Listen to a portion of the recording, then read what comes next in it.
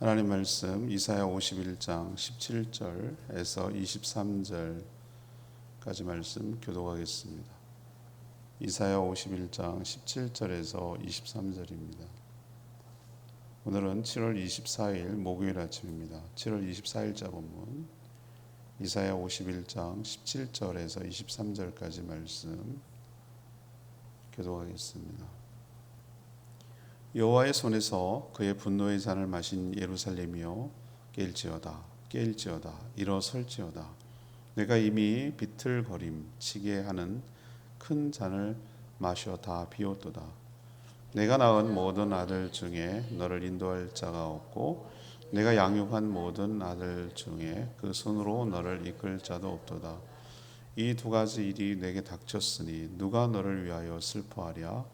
곧 황폐와 멸망이요 기근과 칼이라. 누가 너를 위로하랴?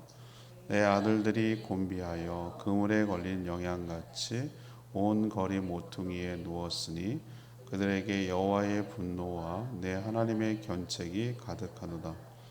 그러므로 너 공고하며 포도주가 아니라도 취한 자여 이 말을 들으라. 내 주 여호와 그의 백성의 억울함을 풀어주시는 내 하나님이 이같이 말씀하시되 보라 내가 비틀거림을 치게 하는 산 곧 나의 분노의 큰 잔을 내 손에서 거두어서 내가 다시는 마시지 못하게 하고 그 잔을 너를 괴롭게 하던 자들의 손에 두리라. 그들은 일찍이 내게 이르기를 엎드리라. 우리가 넘어가리라 하던 자들이라. 너를 넘어가려는 그들에게 내가 내 허리를 땅과 같게 길거리와 같게 하였느니라 하시니라. 아멘. 어제와 다른 분위기죠. 하나님은 이스라엘 백성들의 죄악 때문에 진노하셔서 징계를 내리셨습니다. 이 하나님의 징계 앞에 그들은 그들을 이끌 자도 없고 슬퍼할 자도 없고 위로할 자도 없는 게 그들이 처한 현실이죠. 황폐되고 멸망당하고 기근과 칼 앞에 그들은 속수무책 너무도 무기력했습니다. 그래서 하나님은 이제 일어나서 깨어나서 하나님의 말을 들으라고 호소하죠. 징계의 수단으로 삼았던 자들에게 하나님이 진노를 부어서 백성들의 억울함을 풀어주시겠다라는 내용이 오늘 내용이에요. 참 여기서 그러면 하나님이 이스라엘 백성들을 다루시는 태도와 방식이 나오는데 여기서 우리도 그러면 어떻게 그 동일하신 하나님이 우리도 어떻게 다루시고 대하시겠구나, 이게 이제 힌트를 얻을 수가 있는 거죠. 그래서 오늘 질문이 하나님은 우리를 어떻게 다루십니까? 하나님은 우리를 어떻게 다루십니까? 이것이 오늘 질문이 되겠어요. 먼저 17절, 18절 두 구절이 일문단인데요. 이 죄 때문에 분노하며 징계를 내리신다라는 것이죠. 이게 먼저 선행이 되죠. 포로 귀환이 있기 전에, 포로 귀환이라는 건 뭐죠? 포로가 되어야 포로 귀환이라는 말이 나오는 거잖아요. 이제 시선을 이스라엘로 돌립니다. 이제 외부가 아니라 하나님의 분노와 징계를 지금 언급하고 있어요. 이스라엘은 하나님의 명령을 거역하고 우상 숭배에 심취했고 또 패역한 삶을 살았습니다. 하나님의 경고도 무시했죠. 하나님은 참다가 결국은 그 언약대로 분노를 쏟아서 징계를 단행하셨습니다. 분노를 술에다가 비유하고 있어요. 그래서 큰 잔을 다 마셔서 다 비우게 했다. 이건 이제 은유예요, 은유. 우리도 보면 막 강제로 술을 만취하게 만드는 것 있잖아요, 전략적으로. 그런 것처럼 분노의 술이라는 것은 하나님이 진노를 그들에게 다 쏟아 부어서 마치 만취한 것처럼 그들이 비틀비틀 거리게 하고 일상을 살아내지 못할 정도로 한 것을 이제 비유로 얘기하는 거예요. 만취로 한 것이죠. 그래서 취한 것처럼 고통에 몸부림치고 비틀거리지만 안타깝게도 그들을 인도할 자, 그들을 이끌 자, 그들의 모습을 보고 슬퍼할 자, 그들을 위로해 줄 자가 없는 거예요. 하나님이 내리셔 버렸기 때문에. 하나님의 징계 앞에 막아설 수 있는 자가 누가 있겠어요? 아무도 없는 것이죠. 그러면 하나님이 왜 화를 이렇게 내셨을까? 이 질문 앞에 우리는 뭘 해야 되냐면은 왜 화가 나서 징계를 하실 수밖에 없을까? 이걸 좀 생각을 해봐야 되는 것이죠. 이 질문에 대답부터 해야 되는 거예요. 만약 자녀가 잘못했어요. 잘못하고 그렇게 하면 안 되는 거예요.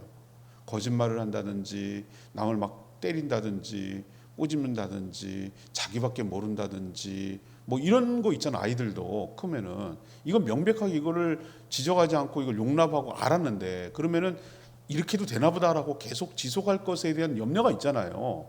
아니면 막 떼부린다든지 자기 먼저 거 챙기려고 하든 너무 이기적이라든지 자기밖에 모른다 이러면 특히 남을 때린다든지 남을 갖다가 강제로 빼앗는 이런 모습을 보이면 그건 당연히 어른으로서 부모는 더 하고 말할 것도 없고 당연히 거기에 대한 징계와 제재를 가하는 게 맞죠. 어른으로서 이렇게 하는 것이 궁극적으로 얘한테 결코 도움이 안 되니까 그런 마음으로 그런 심정으로 하나님께서 뭐 하는 거죠? 자기 택한 백성들이 잘못 나고 엇나가고 있고 더 망가질 것 같고 그래서 어쩔 수 없이 아프지만 때리는 부모가 더 아플 때도 있어요. 어떨 때 속상하고. 그렇지만 야단치는 부모의 심정으로 이스라엘 백성들을 징계를 한 거예요. 만약에 그런 상태를 보고도 아무런 조치를 취하지 않는다면은 신약 성경에 나오는 대로 징계가 없으면 사생아예요, 사생아. 진짜 주워온 자식이에요. 나랑 상관이 없는. 다 얘기하잖아요. 막 뛰는데 백화점 같은 데는 뭐 이런 쇼핑센터 뛰는데 막 광장에서 뛰는데 엎어지면은 뛰지 마라고 말하는 사람은 엄마밖에 없다고. 뛰면 얘가 다칠 우려가 있으니까 어린애가. 아줌마들은 그렇게 안 해요. 아이고 넘어지면 어떡하니 이런 정도는 해도 뛰지 마 이거는 안 해요. 왜 그러냐면 괜히 막 자기 자식도 하는데 이렇게 저렇게 간섭하는 것처럼 느껴질 수 있기 때문에 그런 거예요. 이게 하나님의 아버지 부모의 심정이라는 걸 오늘 얘기를 하는 거예요. 어쩌면 하나님이 이스라엘 백성들을 사랑하기 때문에 그래서 포기할 수 없기 때문에 징계를 해서라도 그들을 돌이키려는 그 진짜 부모의 아버지의 마음을 우리가 좀 헤아릴 필요가 있다. 우리도 보면 하나님께서 어떨 때는 정신 차려 이렇게 그 충격요법을 쓰실 때가 있어요. 너무 그렇게 나가면 안 돼. 저도 그런 몇 번 그런 게 있어요. 그래서 정신이 번쩍 나는 거. 이렇게 가면 안 되겠구나라는 생각이 들게 하는 이유는 그렇게 놔두면 안 되는 거죠. 하나님 입장에서. 근데 그게 오히려 처음에는 아프고 힘들고 깜짝 놀래고 당황스럽고 뭐 이래도 그렇게 해주는 부모가 있다는 게 너무 고마운 거예요. 아무런 얘기도 안 해준.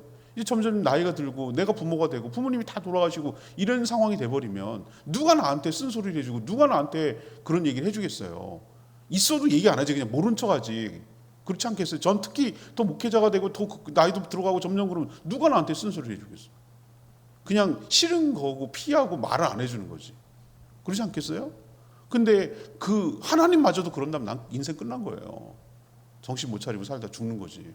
그러나 하나님께서 나를 불쌍히 여기셔서 성령을 인도하시고 상황을 인도하셔서 또 여러 주변 사람들 이용하셔서 제가 바른 길로 가도록 깨우쳐주고 야단치고 징계하시고 알게 해주시는 것이 오히려 내가 하나님 관심 안에 있다라는 생각이 들기 때문에 고맙고 감사한 게 받아들이는 것이 올바른 태도일 줄로 믿습니다.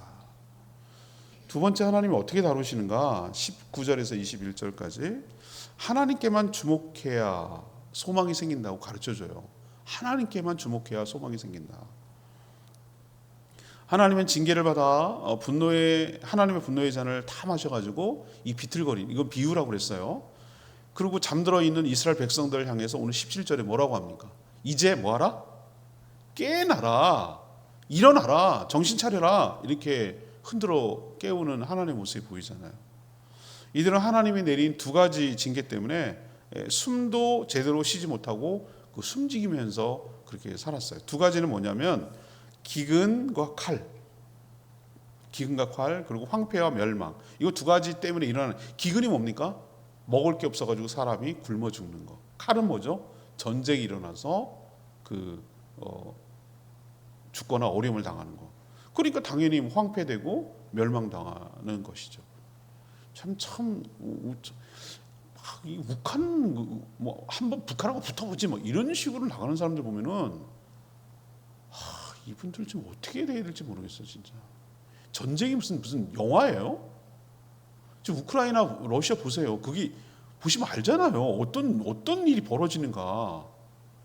사람이 참 그게 잔인하니까 영상이 안 나와서 그러는 거지. 얼마나 많은 사람이 죽어가고 있고 그 전쟁통에 그 넓은 곡창지대 밀밭이 거기 어마어마한 밀밭이 우리 전 세계 밀값을 들썩들썩 할 정도로 어마어마한 곡창지대가 전쟁 때문에 지금 못 하고 있으니까 밀값도 올라가고 있잖아요. 딱 좋아하는 사람 하나밖에 없어요. 군수 물자 되는 군수 무기 만드는. 그러니까 북한이 좋아하는 거예요 지금. 러시아한테 다 대주고 자기가 얻어내고 있잖아요. 자기네는 이걸 완전 호기로 잡는 거예요.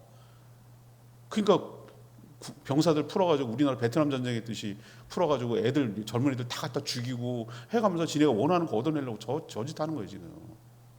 전쟁이 낭만이 아닙니다. 이게 같이 맞물려 가는 거죠. 전쟁하니까 농사를 못 짓고 못 지니까 먹을 게 없고 그러니 더 피폐지. 뭐 이런 악순환이 되는 건데 하나님이 내린 징계가 이거예요. 기근, 칼, 그래서 황폐와 멸망 이런 징계를 내리셨어요. 우린 둘 중에 하나만 내려도 정신 못 차립니다. 정신 못 차리잖아요. 인구가 급감했다고 김만덕 때 정조 임금 때 나오잖아요. 4년 동안 흉년이 들었을 때 제주의 임금이 국가고 기아 상태로 죽어가는 사람이 질비했다라고 기록이 나와요. 잘못하면 이런 징계를 내리시겠다고 이미 언약 가운데 명기된 내용입니다. 저는 이 보험 계약할 때 우리도 참 그걸 노리고 있는지도 모르겠지만 무슨 계약서 쓸 때 우리가 꼼꼼히 봅니까? 저도 이번에 자동차 계약할 때 뭐 그걸 어떻게 다 들여다봐? 뭐 보험 계약할 때 뭐 액수가 얼마인가? 뭐 나이가 몇몇 요 정도만 하지 무슨 뭐 꼼꼼히 그걸 다 들여다봅니까? 근데 보험회사들이 얼마나 하는지 아주 깨알 같은 글씨를 해가지고 진행한테 철저하게 유리하도록. 그래갖고 문제 생기면 그때 들이미는 거예요. 보험회사는 그렇지만 그렇다고 하나님이 무슨 보험회사 그 업주냐 그런 건 아니지만 하나님이 징계를 낼 때 승질 내서 아니고 그들과 맺은 언약이라는 게 있어요. 언약, 약속이 이 관계계약이죠. 관계계약. 그곳 가운데 이미 내용이 들어있다니까요. 누차 말씀드리지만 이미 잘못했을 때 어떤 징계를 내리겠다는 것까지도 다 명기가 되어 있어요. 다시 율법서 돌아가시면 보면 알아요. 출애굽기, 레위기, 민수기 계속 반복해놨어요. 신명기까지. 그러나 당하는 이스라엘 백성들은 한 세대가 또 지나가고 율법을 제대로 이렇게 명심하지 못하고 그냥 지멋대로 사니까 이게 왜 이러는 건데 하나님 너무하네 이렇게 나오는 거예요. 정신을 못 차리는 거죠. 너무나 공고한 삶이 계속 이어지기 때문에 그걸 자기를 돌아볼 겨를도 없고 왜 당하는지도 모르고 그냥 불평과 원망과 짜증과 그냥 저주만 나오는 거예요. 하지만 오늘 20절 말씀이 뭐라고 하나님 소망을 주시죠? 그런 백성들을 향해서 너희들이 지금 술에 취해가지고 정신없이 뭐 비틀거리고 있더라도 이제 깨어나서 정신 차리고 하나님 말씀을 들으라 이렇게 하나님께서 오늘 20절에 말씀하시잖아요. 여러분 사람이 잠에서 딱 깨었을 때 정신이 여러분 똑똑이 나던가요? 구구단 다 외우세요? 사람이 잠에서 깨어가지고 실험을 해봤는데 정신을 못 차려요. 그게 술 취한 것보다 만취한 것보다 더 정신이 해롱해롱하는 거라고 하더라고. 여러분 또 정신이 금방 돌아오던가요? 리셋이 되나요? 좀 한참 있어야 되지 않나요? 그래서 저는 잠에서 깼을 때 언제 정신이 번쩍 돌아오냐면은 샤워할 때 막 머리를 갖고 세수를 막 하고 나면은 그때 정신이 확 돌아. 완전히 100% 돌아. 그 전까지는 약간 몽롱하고 해롱해롱하고 그렇잖아요, 그죠? 그런 것처럼 하나님께서 술 취했더라도 다시 하나님 웨이크업 일어나 정신 차려 이렇게 하는 하나님의 그 깨어남을 지금 들으라. 그 말씀을 들어라. 왜 이걸 들어야 됩니까? 왜 자명종을 들어야 되고 왜 알람을 들어야 됩니까? 그래야 살 수 있으니까. 그래야 일어나서 어떤 일을 할 수 있으니까.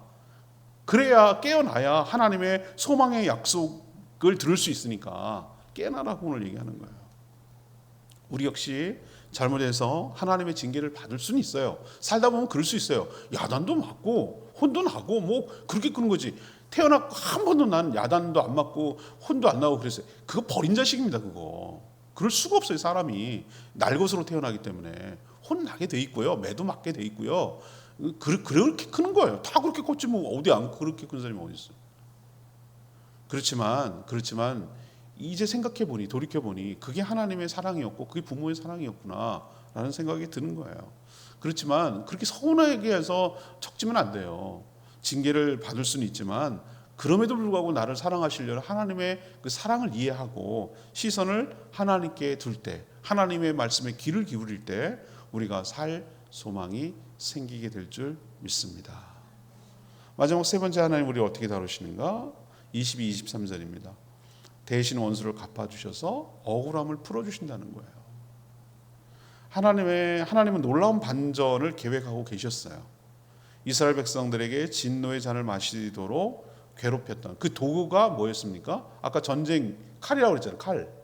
그럼 외부에 침략이 있었다는 얘기잖아요. 그죠? 그게 하나님의 징계의 도구였어요.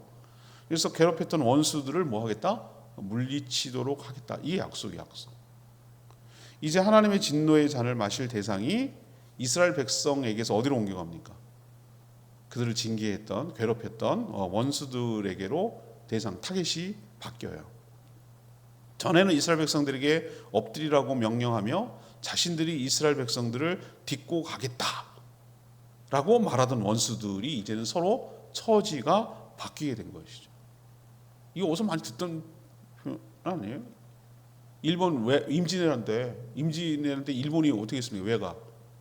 명분이 뭐였어요? 우리가 명나라를 치러 갈 거다. 길을 내라. 정명가도. 이 명분이었어요. 우리나라를 처음부터 치는 줄 아세요? 그냥 막 이유 없이 그냥 하니까 국가가 웃기잖아요. 명분이 있어야 되잖아요. 그럴듯한 명분을 제시한 게 뭐냐면은 내가 너희들을 딛고 명나라를 치러 가려니 길을 비켜라. 그러면 배 타고 절로 가면 되잖아요. 명나라로 바로. 그건 우리네들 치기 위한 명분. 아주 못된 것들 하든 저것들. 아무튼 그런 원수들을 하나님께서 어떻게 하는 거예요? 이제는 뒤집어 엎어버리겠다는 거예요. 우리가 그러면 뭐 일본을 갖다가 막 무찌르고 막 다 깨부시고 그래야 되냐?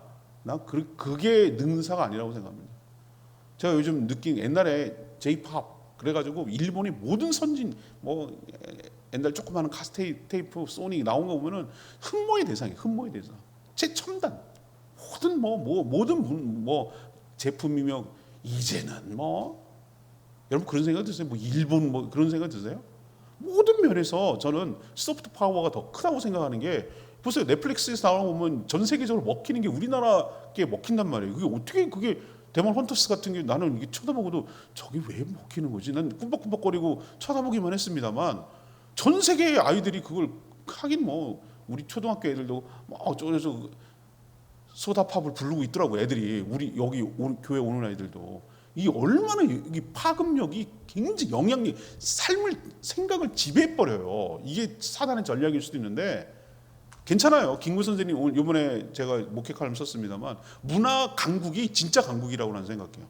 꼭 칼로 그건 오래 못 가요. 그런 제국은 그렇게 해서도 안 되고. 그러나 우리의 문화, 우리의 소프트 파워가 전 세계를 지배하는 그게 진짜 세상을 지배하는 거예요. 근데 잘못된 걸 전할까 봐 내가 걱정이 되긴 해도 아무튼 우리나라께 먹히고 우리나라를 몽골 갔더니 우리나라를 최고의 선진국이라고 생각해요. 근데 깜짝 놀랐어요. 소련하고 중국은 당한 아픔이 있어가지고 아주 싫어해요. 미국도 못 믿겠는 거예요. 근데 우리나라 사람들은 뭔가 그 언어도 똑같아요. 주어, 목적어, 서술어 이런 순으로 가고 있고 생김새도 비슷해요. 가장 이질감이 없어. 제가 보니까 그래. 그리고 우린 좋아해요. 우리를 엄청 좋아할 정도로 흠모한다니까. 다 따라해. 이번에 목회카람 썼습니다만 그냥 처음부터 끝까지 그냥 똑같이 해달래. 똑같이. 아파트도 똑같이 지어달라. 똑같이 해줬어요. 그리고 신호체계도 우리가 그냥 신호체계를 그대로 갖다 넣어놨어요. 얼마나 한국 음식점이 많은지 삼겹살, 영어로 삼겹살 이렇게 써놨어. 코리안 레스토랑. CEO는 우리 제주도보다 더 많아. GS25는 더 많아. 이마트가 5개나 된대. 울란바토르. 제주도보다 더 많아. 이게 말 같은 소리냐고 이게. 소프트 파워가 한국이 그리고 다 고등학교에 한국어 배워요. 여기 단기 체류 했건 뭐 했건 뭐 노동자로 왔건 뭐 했던 간에 몽골 시골 사람들도 한국말 다 알아. 이게 내가 눈이 뒤집어졌어. 아무튼 우리가 몽골이 우리나라 100년, 제주도를 100년 식민지를 했거든요. 1200 몇 년 고려 말 때. 이제는 뒤집어졌어요. 역전됐어. 그렇게 이스라엘을 침략하고 괴롭혔던 것들이 반전을 이루겠다고 하나님 오늘 얘기했어요. 이스라엘 백성들이 마시겠던 그 진노의 잔을 이제 멈추고 그들을 괴롭혔던 뭐예요? 원수들을 마시도록 반전을 하나님 시키겠다. 이게 하나님의 계획이에요. 바벨론은 결국 어떻게 됐습니까? 우리가 알잖아요. 역사적으로 메대 바사 연합군에 의해서 어이없이 하루아침에 팍 무너지잖아요. 기억나시죠? 바벨론이 어떻게 어이없이 무너졌는지. 그러고 나서 요한계시록에 보면은 어떻게 됩니까? 저 큰 성 바벨론, 거기도 나와요. 똑같이 예수 그리스도의 권능을 권능으로 파괴하며 물리치는 모습이 나오잖아요. 요한계시록에. 그게 사단의 나라거든요. 바벨론이 상징하는 게. 이런 계획이 하나님은 주전 700년 전에 벌써 플랜이 짜져 있다고요. 계획이 있다고요. 이사야 선지자를 통해서 이것이 이중적으로 양파처럼 껍데기 하나 있고 그 속에 진짜가 있고 이런 식으로 하나님이 복선을 깔아 예언하고 있다는 것이 보여집니다. 자, 그럼 하나님이 우리를 어떻게 다루시는가? 징계로 끝이 나지 않고 뭐예요? 징계 뒤에 뭐가 있다? 회복의 반전의 때를 하나님이 계획하고 준비하고 우리를 그렇게 이끌어 가신다. 이것이 바로 우리를 하나님이 대하시는, 원수를 갚아주시는 것이 대하시는 것입니다. 오늘 레마의 말씀 22절 말씀, 22절. 내 주 여호와 그의 백성의 억울함을 풀어주시는 내 하나님이 이같이 말씀하시느니라. 부모는 자신이 정말 말을 듣지 않고 속을 썩이면 매를 들 때도 있죠. 정신 차리게 해서 바른 길로 가게 하려는 그런 의도죠. 그러나 누구보다도 뭐 즐기면서, 자녀를 때리면서 즐기는 사람이 어디 있어요. 그 미친 사람 아니고서야. 누구보다 속 상하죠. 그건 마음이 기분 좋겠어요. 누가 즐기면서 때리는 사람이 어딨냐고. 그리고 자녀의 마음이 어떨까, 마음이 상해가지고 관계까지 깨지면 어떡할까, 이런 것에 대한 염려와 부담이 있어요. 그렇지 않으세요, 여러분들도? 정말 자녀가 마음의 상처가 깊이 남으면 어떡하지? 이런 염려가 있다고. 부모의 진심을 이해하고 수용하면 좋겠지만 오해해서 마음이 상할 수가 있기 때문에 그런 염려가 생기는 거죠. 하나님은 백성들의 오해를 풀고 지금 이렇게 진심을 얘기해 주는 거예요. 그 상한 마음을 위로해 주시려고. 오해잖아요, 오해. 하나님 너무해. 왜 우리를 이렇게, 왜 그럴까라는 것에 대한 그 이유를 얘기해 주고, 그 뒤엔 얘기가 있어. 회복시켜 줄 거야. 이런 것을 얘기해 줌으로 그 상한 마음을 풀고 위로해 주고, 그 알려줌으로써 그 마음이 다치지 않도록 하는 거죠. 그 억울함을 풀어주실 계획이 있잖아요.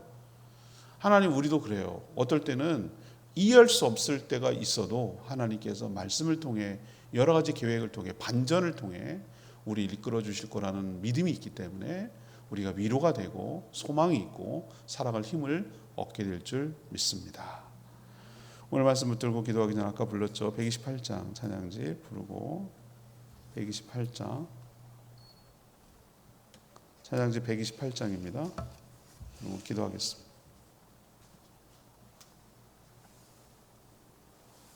문들아 머리 들어라, 영광의 왕이 들어가신다. 문들아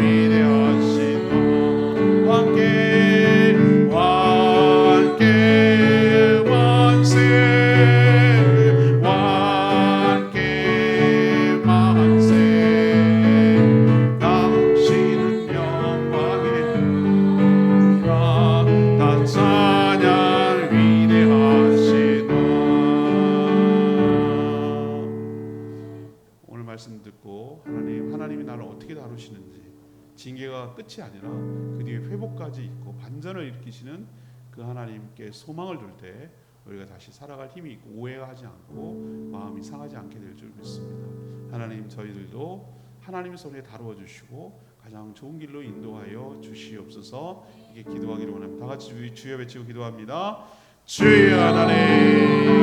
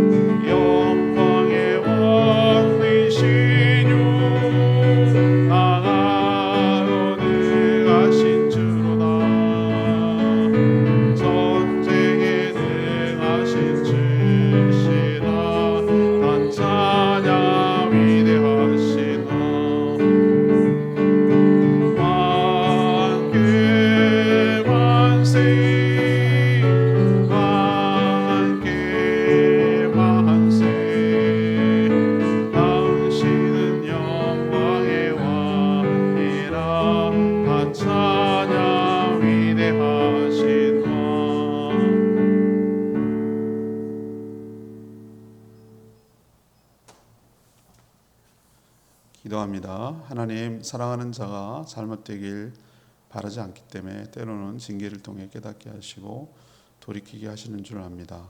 하나님이 징계하시면 그 누구도 막아설 수 없음을 잘 압니다. 그러나 하나님이 징계를 내리셔도 시선만큼은 하나님을 향하게 하여 주시옵소서. 깨어서 일어나 하나님이 주시는 말씀에 주목하며 경청하게 하여 주시옵소서. 하나님의 징계는 영원하지 않고 반전을 일으키실 줄 믿습니다. 원수를 갚아주셔서 우리의 억울함을 풀어주실 줄 믿습니다. 우리 역시 징계를 받기 전에 깨닫게 하시고 은혜를 경험하도록 은혜를 베풀어 주시옵소서. 오늘도 간구하는 기도 주님 들어주시고 주님과 동행하는 복된 하루 살게 하시며 오늘 저녁부터 시작되는 향상교회 단기선교팀 사역 위에 축복하시고 잘 감당하도록 서로 협력하고 동역하게 하여 주시옵소서. 주님 손에 모든 것 맡기옵고 예수 그리스도의 이름으로 축복하며 기도합니다. 아멘. 오늘 하루도 주의 은총 가운데 살아가는 복된 하루 되기를 축복합니다. 충분히 기도하고 하루 시작하겠습니다.